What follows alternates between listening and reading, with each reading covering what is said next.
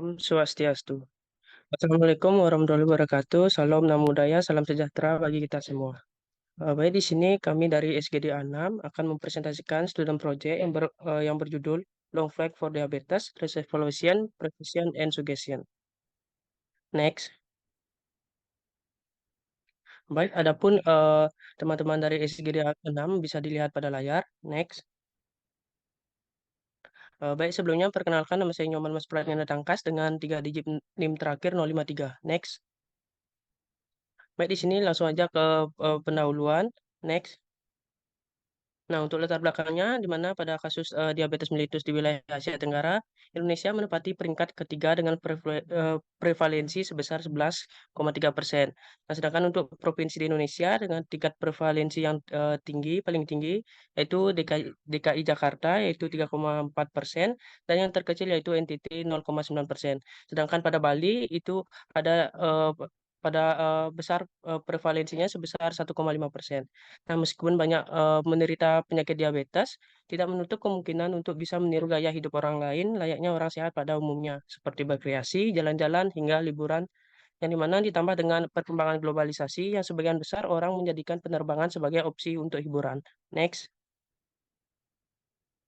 Nah, banyaknya kasus pasien diabetes yang melakukan penerbangan jarak jauh, maka diperlukan untuk mengevaluasi risiko, persiapan, dan saran sebelum melakukan penerbangan jauh. Oleh karena itu, penulis menuangkan ke dalam literatur review dengan judul Long Flag for Diabetes, Evaluation, Prevention, and Suggestion. Next. Adapun perumusan masalahnya bisa dilihat pada layar. Next. Dan tujuannya juga bisa dilihat pada layar. Next. Nah, untuk manfaatnya sendiri itu ada teoritis, di mana kajian ini dapat menambah wawasan penulis terkait dengan long flight for diabetes. Sedangkan untuk manfaat praktisnya itu diharapkan orang-orang yang mengidap penyakit diabetes dapat mempersiapkan diri sebelum melakukan perjalanan udara sehingga mengurangi risiko terjadinya komplikasi dan lainnya. Next. Baik, perkenalkan nama saya Dewa Madi Gede Yudiarto dengan NIM akhiran 126.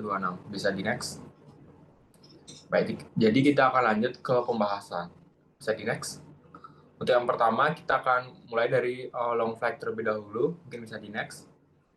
Kita akan mulai dari pengertiannya terlebih dahulu. Nah, di sini berdasarkan panjang penerbangan yang ditempuh ini, penerbangan dikelompokkan jadi 3, yaitu kategori short haul, medium haul, dan juga long haul flight. Nah, di sini untuk long haul flight ini didefinisikan sebagai penerbangan yang panjang penerbangannya lebih panjang dari 2.200 sampai 2.600 nm atau dalam kilometer yaitu 4.100 sampai 4.800 km. Nah, penerbangan juga dapat dikelompokkan berdasarkan durasi panjang yang ditempuh, yaitu long haul flight didefinisikan sebagai penerbangan yang memiliki durasi terbang yang lebih dari 12 jam. Mungkin bisa di next. Jadi sebelumnya perkenalkan nama saya Aya Parangtindasari dengan 3 digit NIM 809. Bisa next. Jadi saya akan membahas tentang faktor risiko long flight. Long flight dapat menimbulkan kondisi deep vein thrombosis atau DVT. Peningkatan risiko thrombosis ini pada penerbangan jarak jauh atau yang lebih dari 8 jam meningkat pada pengguna kontrasepsi oral. Faktor predisposisi untuk vein thrombosis ini terutama pada riwayat vein thrombosis individu atau keluarga, adanya varises, kehamilan dan bulan pertama setelah melahirkan, dan kontrasepsi yang mengandung estrogen oral. Bisa next. Mengenai faktor risiko yang berhubungan dengan kelainan darah seperti anemia, dalam penelitian ini banyak pasien yang diteliti memiliki anemia sebagai faktor risiko vein thrombosis. Dan risiko meningkat dengan adanya faktor risiko terkait lainnya seperti penuaan, pembedahan, dan imobilitas. Mengenai faktor risiko yang berhubungan dengan gangguan muskuloskeletal, termasuk patah tulang, panggul, dan paha, dalam sebulan dan kenaikan berat badan yang berlebihan atau obesitas sebelum vein thrombosis. Vein thrombosis meningkat pada pasien obesitas, terutama bila dikombinasikan dengan faktor risiko lain. Next.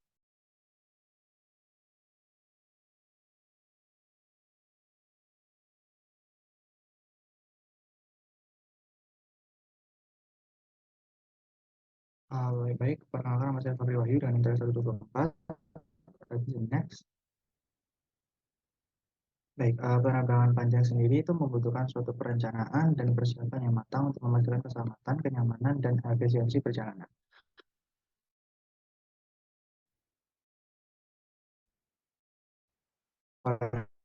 Karena itu, berikut ini adalah beberapa hal dan memilih tempat duduk yang nyaman, di mana membeli tiket pesawat sedini mungkin tidak hanya membantu untuk menghemat biaya, tetapi juga bisa memberikan fleksibilitas terbesar saat memilih tempat duduk. Dan kedua adalah dengan pre-flight exercise, di mana pada sebuah penelitian telah menunjukkan bahwa melakukan aktivitas fisik sebelum penerbangan panjang dapat meningkatkan sirkulasi, mengurangi kekakuan otot, dan juga mengurangi resiko DVT. Sini next. Kemudian persiapan yang ketiga adalah dengan tentunya hidrasi. Jadi hidrasi penting diperhatikan saat penerbangan karena kabin pesawat memiliki tingkat kelembapan yang lebih rendah dan udara mengandung lebih sedikit uap air di ketinggian daripada biasanya, sehingga disarankan untuk membawa botol air minum dan sendiri dan juga body lotion untuk menjaga kelembapan. Next. Kemudian yang keempat adalah tentunya pakaian yang nyaman. Jadi untuk penerbangan yang panjang disarankan mempersiapkan pakaian berlapis seperti sweater yang mudah dipakai dan dilepas untuk berjaga-jaga jika suhu di pesawat berfluktuatif, serta menggunakan alas kaki yang nyaman dan mudah dilepas selama penerbangan. Lalu yang terakhir adalah persiapan mental, di mana tekanan penerbangan panjang sangat berat tentunya bagi semua orang yang ada di pesawat, mulai dari stres, lelah, dan lain sebagainya. Sehingga sangat penting untuk mempersiapkan diri menghadapi kenyataan duduk di pesawat selama berjam-jam dengan cara beristirahat yang cukup sebelum penerbangan agar dapat membantu menjaga kesehatan fisik dan mental. Next. Perkenalkan, nama saya Kurata Ayunaja Putri dengan 3 digit NIM terakhir 077. Saya akan membahas terkait dengan diabetes, yaitu definisinya. Next. Ya, jadi diabetes mellitus adalah suatu kelompok penyakit metabolik dengan karakteristik hiperglikemia akibat dari kelainan sekresi insulin, kerja insulin, atau keduanya. Nah, diabetes mellitus ini diklasifikasikan menjadi 4 kelompok, yaitu diabetes mellitus tipe 1, yaitu diabetes oleh karena destruksi sel beta pankreas yang umumnya berhubungan dengan defisiensi insulin absolut, bisa autoimun atau idiopatik. Kemudian yang kedua diabetes mellitus tipe 2, yang merupakan diabetes yang bervariasi mulai dari dominan resistensi insulin disertai dengan defisiensi insulin relatif hingga dominan defek sekresi insulin disertai dengan resistensi insulin. Kemudian selanjutnya yaitu diabetes mellitus gestasional yang merupakan diabetes yang didiagnosis pada trimester kedua atau ketiga kehamilan dan sebelum kehamilan tidak mengalami diabetes. Selain itu yang terakhir adalah terdapat kondisi diabetes tipe spesifik seperti sindroma diabetes monogenik, penyakit eksokrin pankreas, dan yang disebabkan oleh obat ataupun zat kimia. Next. Baik, perkenalkan nama saya Putu Kavita Katricia Sasilaksmi dengan 3 digit NIM terakhir 242. Jadi untuk faktor risiko diabetes sendiri, yang pertama itu ada usia, di mana usia memiliki hubungan yang erat dengan kenaikan kadar gula darah dalam tubuh. Hal ini yang menyebabkan orang-orang lanjut usia rentan terkena diabetes tipe 2. Kemudian untuk yang kedua ada faktor genetik, di mana faktor genetik juga merupakan faktor risiko dari diabetes. Hal ini karena diabetes merupakan penyakit degeneratif yang terpaut kromosom seks. Kemudian yang ketiga ada indeks massa tubuh, di mana berat badan yang berlebih yang ditandai dengan indeks massa tubuh yang melebihi normal juga dapat menyebabkan diabetes. Hal ini karena terganggunya proses kerja insulin akibat adanya penumpukan gula dalam tubuh. Kemudian yang keempat ada jenis kelamin, di mana jenis kelamin juga berpengaruh pada kemungkinan seorang menderita diabetes. Jumlah penderita diabetes lebih banyak ditemukan pada wanita. Hal ini dikarenakan oleh tingkat sensitivitas terhadap kerja insulin pada otot dan hati. Kemudian yang kelima, ada tekanan darah dan juga parameter lipid.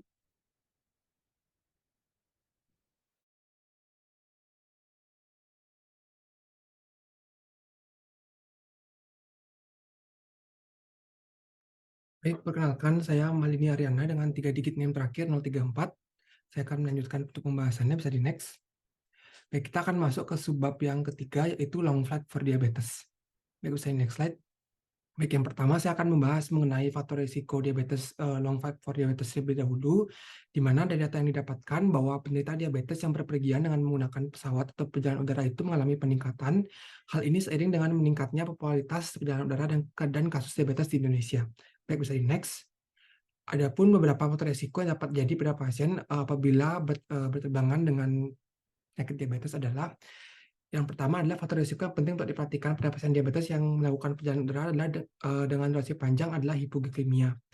Nah, menurut dari literatur, pasien dengan diabetes tipe 2 yang mengalami gejala hipoglikemia selama melakukan perjalanan udara adalah pasien yang melakukan perjalanan udara itu yang dengan perjalanan udara lebih dari 6 jam atau long flight. Di mana hal ini didukung dengan penelitian yang dilakukan oleh Ewan Lin di KK pada tahun 2019. Dan semakin lama melakukan perjalanan udara, maka risiko terjadinya hipoglikemia akan meningkat. Hal ini karena perjalanan udara yang panjang akan banyak melewati zona waktu yang berbeda, sehingga pasien akan sedikit ada perubahan terhadap dengan kondisi fisiologisnya. Dan yang terakhir ini, hipoglikemia dapat menyebabkan pasien diabetes kesulitan untuk mengambil keputusan, gangguan orientasi dan juga fungsi kognitif, kebingungan dan kehilangan kesadaran. Dan selain hipoglikemia, risiko lain dapat jadi pada pasien adalah hiperglikemia, di mana hiperglikemia ini akan menyebabkan pasien seperti frekuensi buang air kecil yang meningkat, gangguan penglihatan, adanya perubahan refraksi, dan apabila tidak segera ditangani, maka hiperglikemia ini dapat menyebabkan masalah jangka panjang. Maka dari itu, edukasi kepada pasien dengan diabetes yang akan melakukan perjalanan diabetes long flight ini sangat dibutuhkan untuk pasien. Baik, mungkin sekian dari saya, bisa next. Perkenalkan, saya Putar Tadenda Wibawa dengan 3 digit terakhir 184 bersama rekan saya yaitu Queen Fatihah Yusran dengan 3 digit terakhir 032. Di sini kami akan membahas next persiapan for long flight for diabetes. Baik di sini, individu dengan diabetes menghadapi beberapa tantangan penting selama perjalanan jarak jauh. Di mana sebelum perjalanan long flight, penderita diabetes perlu melakukan evaluasi pra perjalanan, yaitu evaluasi resep lengkap yang diperbarui, melengkapi persediaan obat-obatan, memperbarui insulin, glukometer, tablet, ataupun ruang glukosa.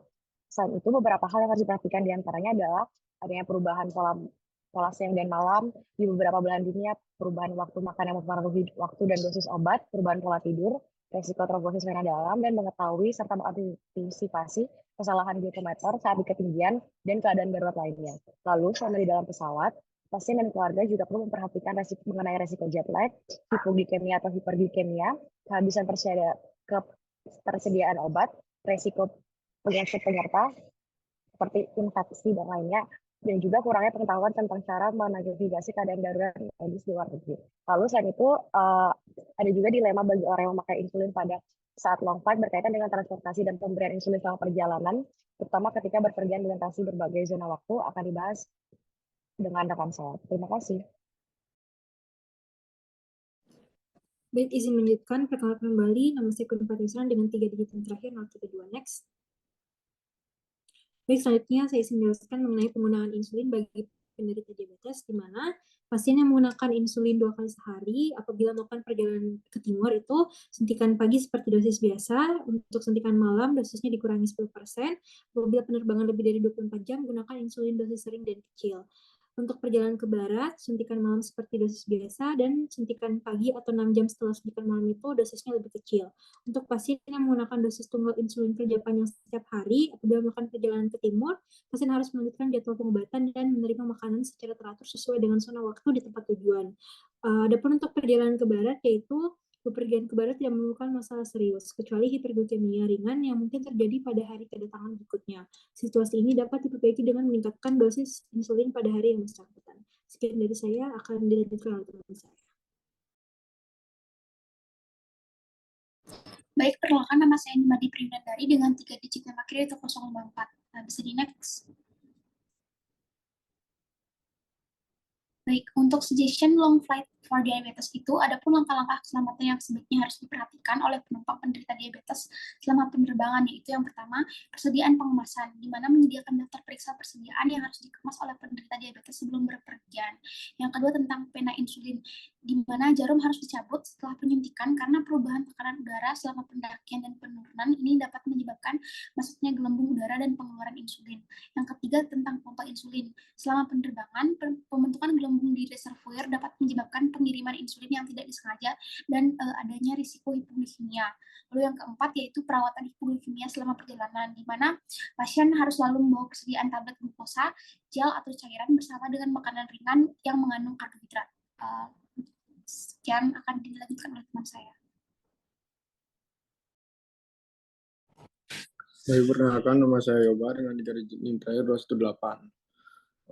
Lalu di sini mengikuti pedoman tertentu selama penerbangan, membawa alat-alat kesehatan dan obat sesuai kebutuhan, seperti pompa insulin dan yang lainnya, mengatur asupan makanan dan membawa asupan makanan cadangan, lalu menyimpan insulin pada tempat dan kondisi yang sesuai, lalu mengatur waktu pemberian insulin atau antidiabetik oral saat bepergian melintasi zona waktu yang berbeda, Lalu pasien yang menggunakan pompa insulin harus mengeluarkan gelembung udara dari pompa sebelum lepas landas dan menyambungkannya kembali setelah mencapai ketinggian penerbangan. Sebelum mendarat, pompa harus dilepas dan saluran diisi dengan 2 unit insulin sebelum disambungkan kembali. Sebelum pergi, konsultasi dengan dokter terkait penyesuaian yang diperlukan untuk manajemen diabetes. Menjaga kondisi dengan tetap istirahat yang cukup dan beraktivitas fisik. Lalu yang terakhir, pantau kadar gula darah secara berkala. Next.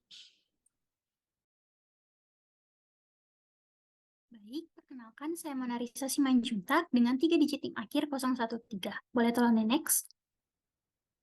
Di sini saya akan membahas mengenai bab terakhir penutup. Boleh tolong next? Baik, pertama kesimpulan. Diabetes mellitus adalah penyakit metabolik dengan hiperglikemia akibat kelainan sekresi insulin atau kerja insulin. Faktor resikonya meliputi usia, faktor genetik, indeks massa tubuh, dan jenis kelamin. Tekanan darah dan parameter lipid juga berkontribusi sebagai faktor resiko. Indonesia, khususnya Bali, memiliki tingkat prevalensi diabetes yang signifikan. Meskipun demikian, penderita diabetes tetap dapat menikmati gaya hidup seperti orang sehat pada umumnya, termasuk melakukan perjalanan udara. Namun, perjalanan udara dapat meningkatkan resiko deep vein thrombosis atau DVT, terutama pada pasien obesitas dan faktor resiko lainnya. Pre-flight exercise, hidrasi yang cukup, pakaian yang nyaman, dan istirahat yang memadai dapat membantu mengurangi resiko terjadinya DVT.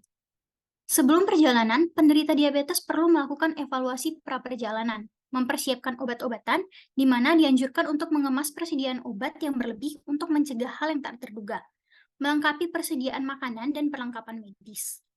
Perubahan lingkungan dan perubahan zona waktu juga perlu diperhatikan. Langkah keselamatan selama penerbangan termasuk mengemas persediaan obat dengan baik, membawa resep dan dokumen yang diperlukan, dan menjaga glikemik stabil perlu diperhatikan. Risiko hipoglikemia, hiperglikemia, jet lag, kehabisan obat, penyakit penyerta, infeksi, cedera kaki, dan pengetahuan tentang darurat medis di luar negeri juga perlu diperhatikan. Boleh tolong next? Baik, selanjutnya untuk saran. Bagi pembaca disarankan untuk membaca dan memahami isi dari student project ini yang mengkaji tentang long flight for diabetes, risk evaluation, preparation, and suggestion, sehingga pengetahuan dan ilmu yang diberikan dapat tersampaikan dan diterapkan dengan baik. Kedua, bagi pihak kampus, kami menyarankan untuk pihak kampus agar dapat menempatkan student project ini di perpustakaan, agar dapat bermanfaat bagi sivitas akademika yang ada di Universitas Udayana. Baik, boleh tolong next. Baik, berikut merupakan referensi yang kami gunakan dalam penyusunan student project ini. Boleh tolong next. Baik, sekian yang dapat kami sampaikan dari SGD A6. Apabila ada salah kata, kami mohon maaf dan terima kasih.